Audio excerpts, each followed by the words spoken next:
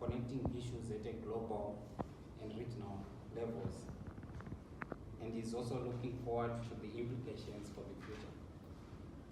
Before we start this press conference, allow me to introduce colleagues from Amnesty International who are with us today. Joining us virtually is Wongai Chikwanda. Wongai is the Deputy Regional Director, Campaigns for Southern Africa Regional Office. Sitting next to me here is Lucia Masuka. She is the Executive Director for Amnesty International Zimbabwe.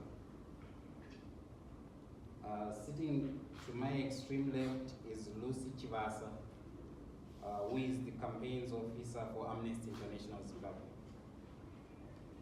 The program for today, we are first going to get a regional perspective on the report from Wongai Chikwanda, who, as I said, is the Deputy Regional Director, Campaigns for Southern Africa Regional Office.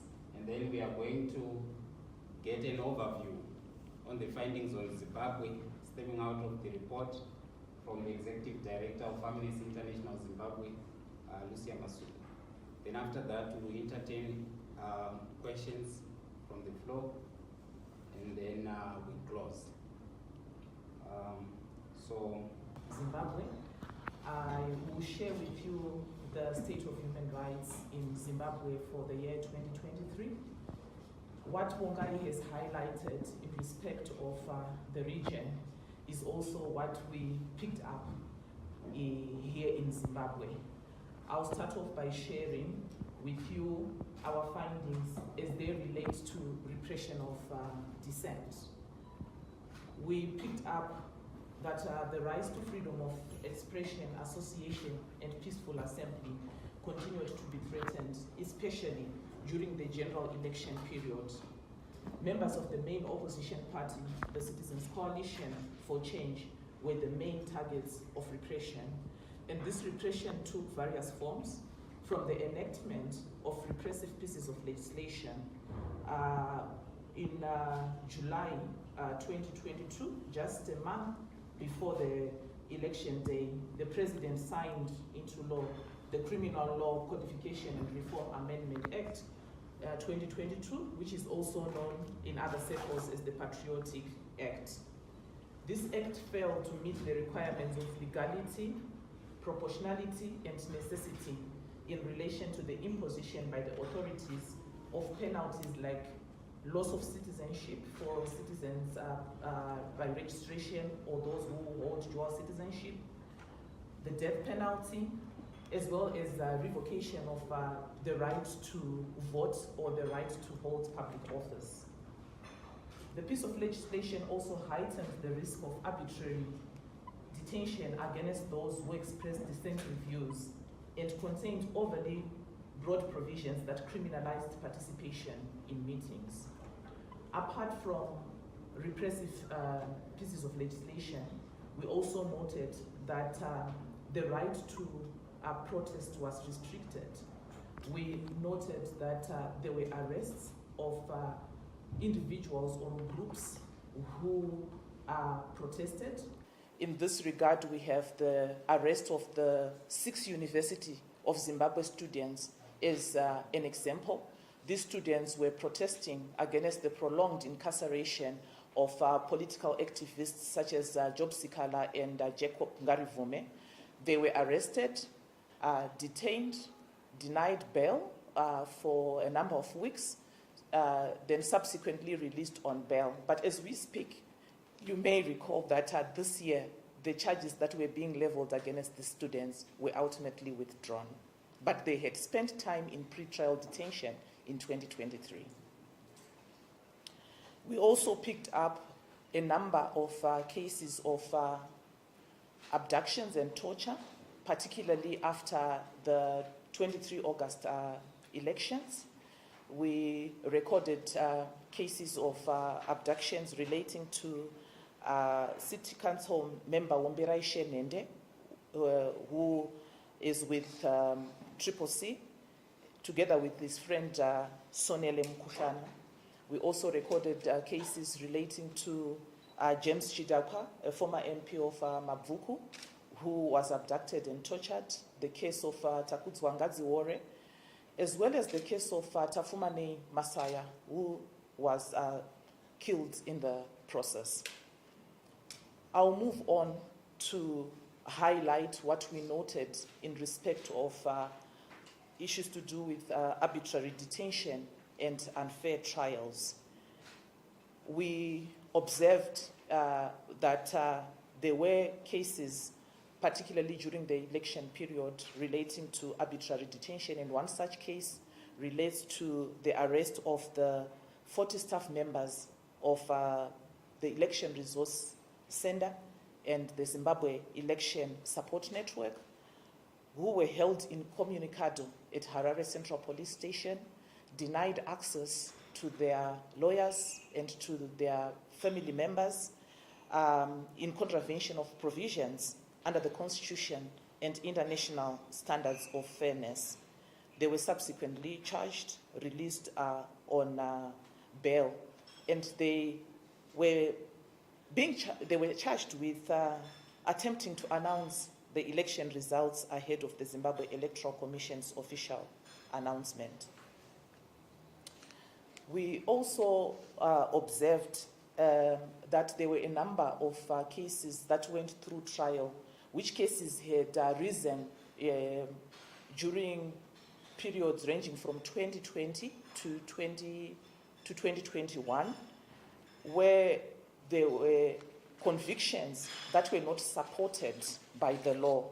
One such case is the case of former spokesperson of the CCC, Fadzai Mahere, who was charged with publishing falsehoods, despite the fact that it was highlighted in court and there was a High Court judgment that specifically stated that the charge that that was being preferred against her, or that offense, was no longer in existence.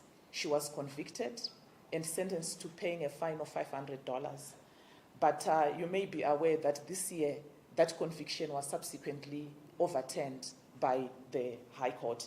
But you also recall that even when she was arrested, she was actually detained for a number of days back then in 2020. The other case that we picked up related to the conviction and sentencing of Jacob Ngarivume, who is the leader of the opposition party Transform Zimbabwe. He was convicted and sentenced to 48 months imprisonment, arising from a charge that was preferred against him in July 2020, where he was being accused for leading and organizing anti-corruption protests. And he was charged with inciting public violence, convicted, sentenced to 48 months in prison, of which 12 were suspended. He then served 8 months, and in November, the conviction again was overturned by the High Court on the basis that there was no evidence supporting that conviction, but he had already served 8 months in prison. Then we picked up the case of Job Sikala, a former CCC MP for Zengeza West constituency, who was convicted by the Magistrate Court on 3 May on obstruction of justice charges. Almost a year after his arrest in June 2022, he was ordered to pay a fine of $600. But again, on 28 November, the High Court overturned the conviction and the sentence, and he was acquitted, though he remained in custody as he had other charges preferred against him. So we can see this pattern where the Magistrate Court convicted, political activists, despite the fact that their lawyers would have highlighted the gaps or the weaknesses in those cases, but they were convicted after either going through pretrial detention, and a few months down the line, those convictions would then be overturned by the High Court. So in this case, we see a pattern of the use of the justice system to persecute political activists. We further recorded a case that related to legal practitioners being arrested. In this particular case, we noted the case of Doug Coulthard and Tapiwa Mchineripi, who are both members of the Zimbabwe Lawyers for Human Rights, who were arrested for advising the police that their clients, Omberai Shenende and Sonele Mkuhlane, were in poor health and under medical review following their abduction and torture by alleged state security agents. The lawyers were charged with obstruction of justice. They were initially detained, then released on bail. But again, this year, the charges were withdrawn. I will also just highlight cases that we picked up that relate to unlawful attacks and killings. And in this particular case, we noted the case of Tinashe Chitsunge, a CCCC activist who was reportedly stoned to death by SANU-PF members in Glenview South, Harare, on 3 August. He was believed to have been attacked while trying to flee from a SANU-PF mob who were attacking opposition activists at a rally.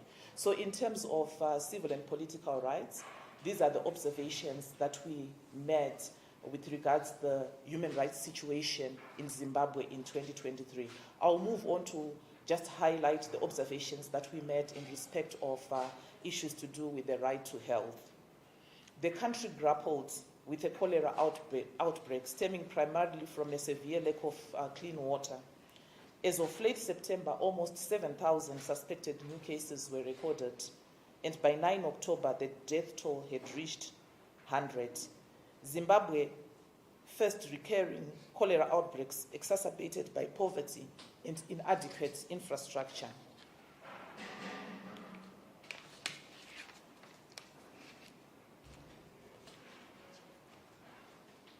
As the number of cholera cases increased, sewage management problems and ineffective refuse collection posed additional challenges, raising fears that the crisis would worsen with the approaching rainy season. We noted under women and girls' rights the following issues. Firstly, that the government failed to take measures to prevent and fully respond to the treatment needs of those suffering from obstetric fistula. This was an area of interest to us as Amnesty International, having conducted research which brought out the dire situation that women with obstetric fistula, women and girls with obstetric fistula find themselves in. So we were very interested in this particular issue. What we noted is that the government did not develop an adequate policy framework or ensure adequate funding for maternal health, despite calls from civil society organizations to do so, and despite the issue being raised in Parliament as a matter of national importance. Gaps in the legal framework relating to access to sexual and reproductive health services for adolescents persisted. Parliament continued to make the necessary amendments to the Public Health Act to allow health workers to provide sexual and reproductive health services to children without their parents' consent. In addition, the cost of essential health care services proved prohibitive for many women and girls, and there was a failure to provide comprehensive sex education in schools. We also noted the issue of underrepresentation of women in decision-making positions. Only 6 of the 26 cabinet members appointed in September were women. 70 female parliamentary candidates contested in the August 2023 elections, compared with 637 men across the 210 constituencies. Of the 70, only 22 were directly elected. We, however, also took note of some positive developments as they relate to human rights in the country in 2023, and this one of such a development is the enactment or the amendment to the Children's Amendment Act number 8 of 2023. Positive provisions in this piece of legislation include the removal of all clauses that refer to anyone under the age of 18 as a young person, defining them instead as children in line with the Constitution. So this is the state of the human rights situation in Zimbabwe as at 2023. Thank you. Thank you so much, Lucia. As I said, colleagues, Lucia is the Executive Director of Amnesty International Zimbabwe. Thank you so much for that overview on Zimbabwe. Now, colleagues, I now invite questions from the floor. But before I do that, can I just remind you that the report is now live on our websites.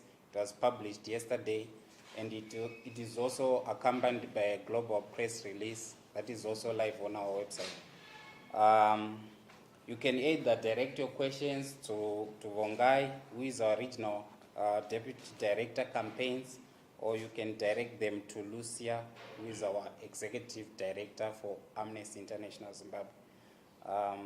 We'll take one round of questions, and you can pose your questions by telling us your name and the media house that you are representing. Over to you, colleagues.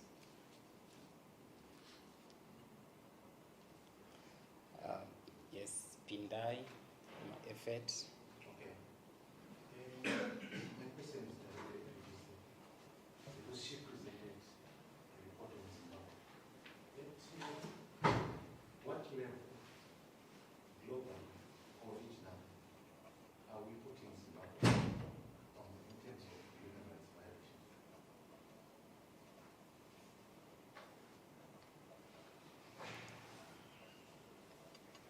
Effet. Okay, I don't know whether it's Lucia or Mungai, but anyone of them can respond. Mungai spoke about the threat of the food aid being used or being politicized.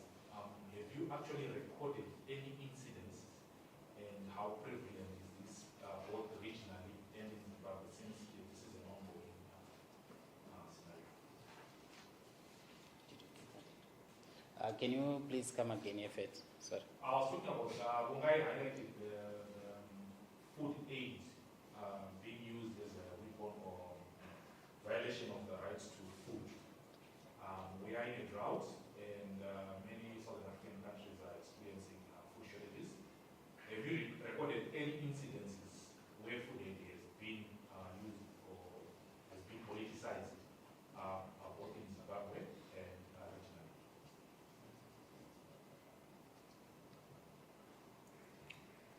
Yes, Precious. Precious Nati, African Youth.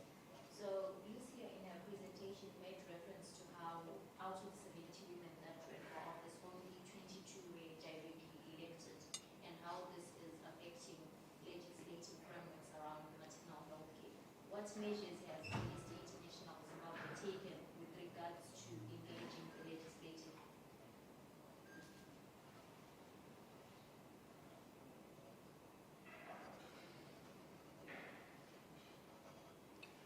Yes, Costa. So I've got two questions. One is just a request. The first one is I just want to understand if Amnesty has reached out to the government of Zimbabwe with the observations that you have noted vis-a-vis human rights violations, and what have been the response.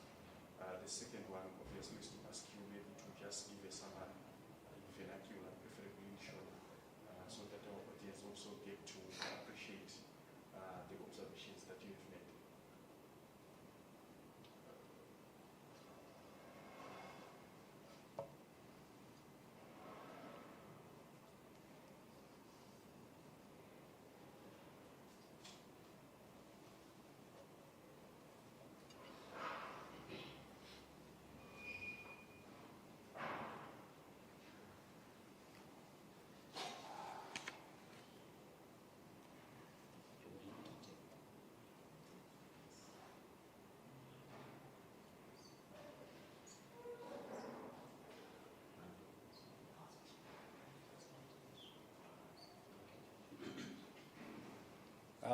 Vongai, can you hear us? Yes, I can hear you, Richard. I just want to ask you to repeat the question because there was an echo in the room, so I couldn't get the question. Okay. Asked you. All right.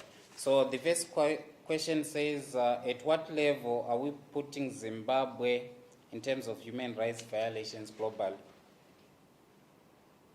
And then the second question says that you highlighted in the report that food aid is being used as a violation to the right to food. Do you have documented cases on this? And this came from effort, right? And then the third question is what measures has Amnesty International taken in regards to engaging authorities to legislate on maternal health from Gracious? Is that so, Gracious? Yes. And then the last question is, has Amnesty International reached out to government with regards to the human rights violations that you have raised?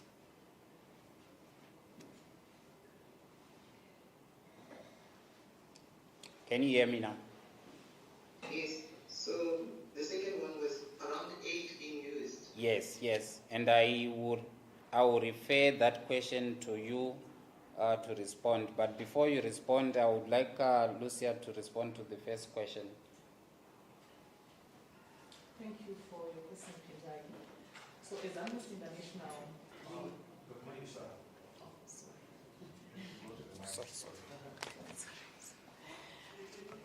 thank you, Pintai, for the question.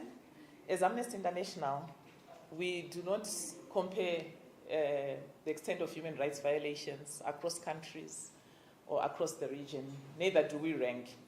What we just do is to highlight the situation of human rights violations. So if you go through that report, you can then do your own analysis. But I think you will see that when Mongai was presenting on the regional report, most of the issues that are emerging within the region, we also see them emerging within Zimbabwe. That's how I would respond to your question. And I will take the question from Gracious with regards female representation and what we have done to engage the legislature, particularly as it relates to issues to do with sexual reproductive health rights. So we have engaged Parliament, specifically the Parliamentary Portfolio Committee on Health with regards sexual reproductive health rights, specifically with regard the need to prevent obstetric fistula. And when we did so, we noted that 2 female parliamentarians took up the issue and made submissions in Parliament and raised the issue of obstetric fistula as an issue of national interest. So those are some of the efforts that we have taken in terms of engaging the legislature. I will hand over to Wongai to respond to the other 2 questions. So, Bongai, if you may, can you respond to the second question about food aid being used as a political weapon in the report here?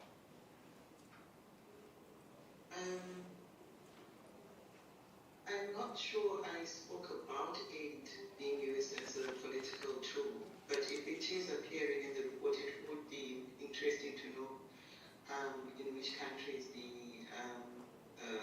the person who's asking the question would like me to address, and then I can address that.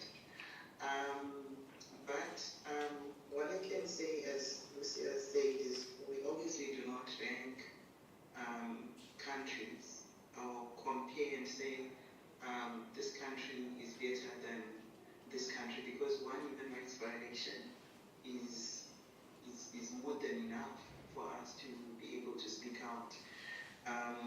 So we don't rank violations or say this so and so committed 2 out of 10 or 3 out of 15. 1 is enough for us to make noise. I think the issue of the right to, maybe it was in relation to the right to food, but my presentation on the right to food was just focusing on how the impact of severe climate events on food insecurity in the region, and how humanitarian aid, which was supposed to be delivered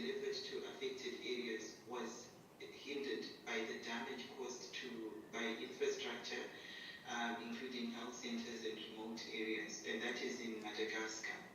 As well as in Mozambique, where it became very difficult because a lot of people had been displaced.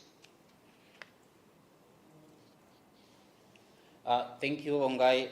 And the last question is, perhaps I can put it forward to you, as Amnesty International reached out to government with regards to human rights violations. Okay. So Amnesty International engages governments. When we launch our reports, we give governments an opportunity to reply.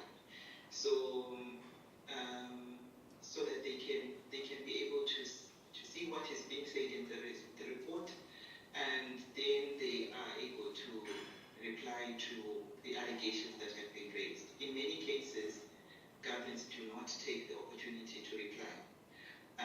So I do not think they would say that Amnesty launched this report without sharing the findings with us in advance. It is now up to the governments to actually to give a response and articulate their position. But in regards to probably Zimbabwe, yes, we have constructively engaged with Zimbabwe governments at different levels in the past on issues of sexual and reproductive health rights, on issues of the death penalty. I think the team can expand on that. On issues of maternal health, on issues of the licensing of community radios in the past. So we do engage with government. We just don't deposit findings and run away. We are here for constructive engagement. Thank you so much, Vongai. Costa, about the vernacular, I think we can have an interview after this press conference to cover for that. I'll now invite a last round of questions from the floor before we close.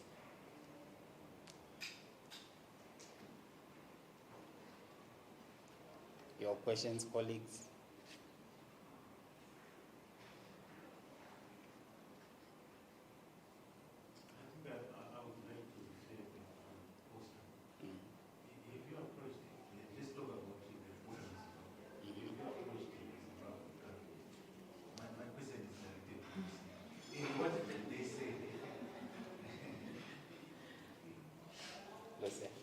Can come also.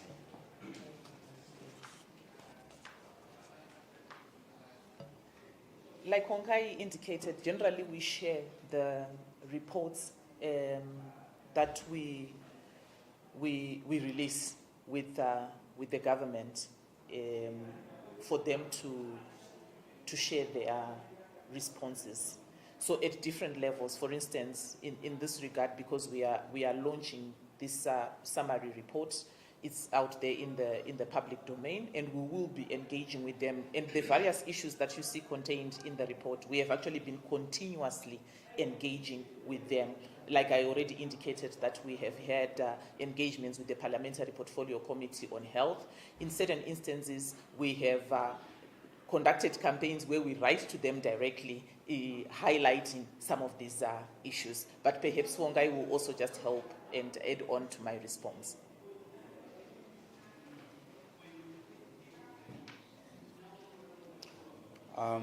Over to you, Hongai, if you have anything else to add on that.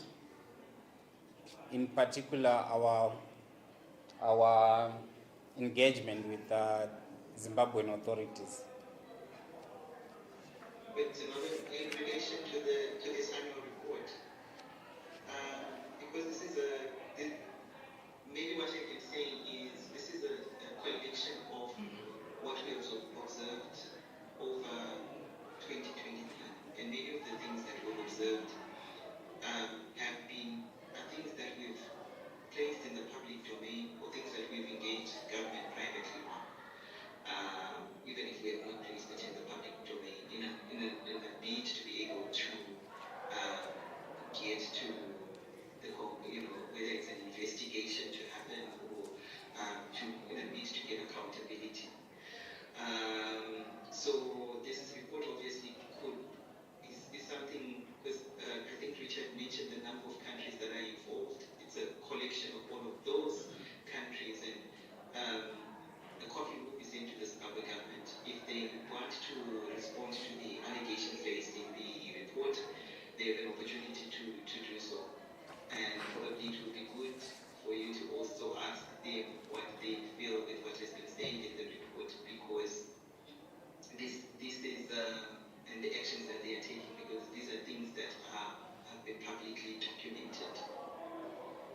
Thank you so much, Bongai.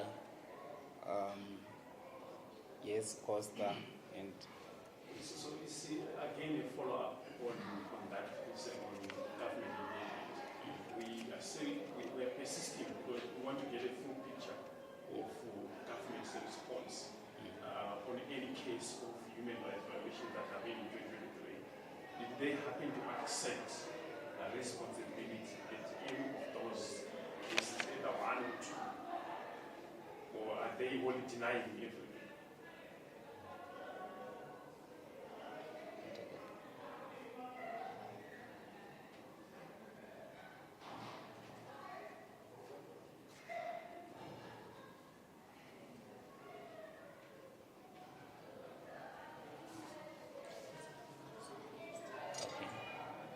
yes. I wanted to ask petitioner, what is your point,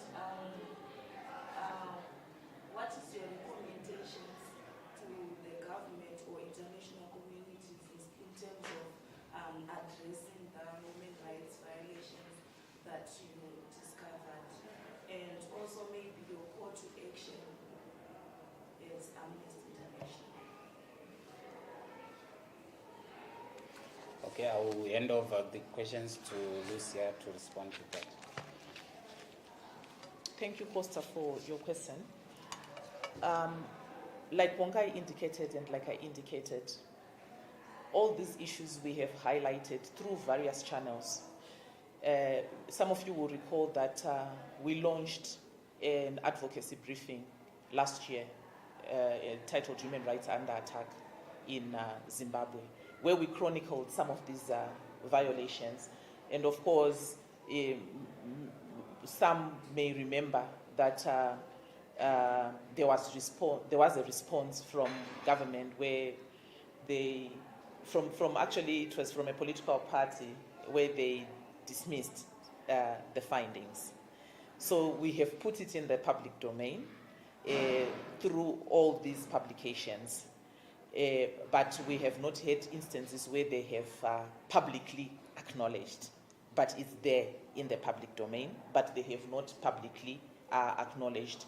And in some cases, apart from the issue of the obstetric fistula, the sexual reproductive health rights, like I indicated, when we then engaged Parliament, parliamentarians took that and raised it as an issue of national interest. We are yet to get a ministerial statement with regards to that issue that was raised in Parliament.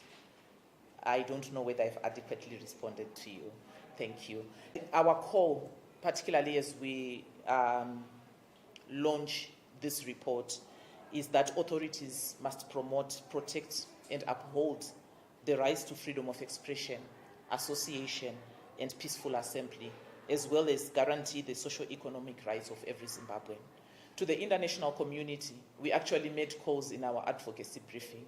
In certain instances, we're actually calling for them to bring in the mechanisms that are there. You know, there are special rapporteurs, there are inquiries that could actually be conducted in reference to specific violations that we had actually noted. So we continue to make that call in respect of specific violations, to say there's really need to investigate. When we talk of the abductions and torture, there's need to investigate and get to the bottom of what has actually been happening.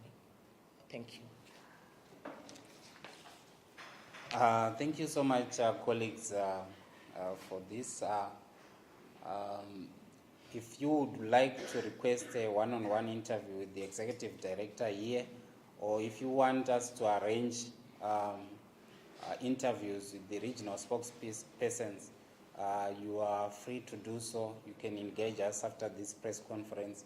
I'll now invite the campaigns officer for Amnesty International Zimbabwe to just give us our closing remarks for today. Lucy.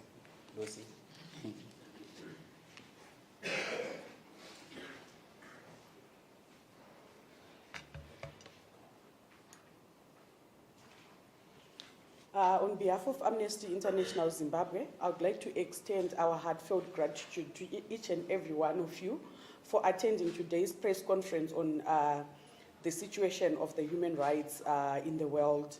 Your presence and dedication to reporting on important issues such as human rights is a crucial role in raising awareness and driving the positive change that we would want to see in the society. Your participation in today's press conference signifies a shared concern for human rights, and we are grateful for your willingness to listen, engage, and actively contribute to the discourse surrounding these crucial issues. Your insightful questions and thought-provoking coverage will undoubtedly help to inform the public and generate a deeper understanding on the challenges being faced in Zimbabwe by individuals in the society. Lastly, we would like to extend our gratitude to the journalists who have gone over and above to report and investigate on human rights issues. Your tireless efforts to uncover the truth, expose injustice, and advocate for change are instrumental in advancing human rights and the work that we are doing. Once again, thank you for your presence today and for your ongoing dedication in reporting on human rights. We look forward to continued collaborations in our shared mission to promote and protect human rights in Zimbabwe for all individuals. Thank you. Thank you so much, Lucy. Colleagues, if there are further questions, we can engage after this press conference. That then leaves us to say that the press conference is officially over, but we can engage afterwards. Thank you so much, and have a great day.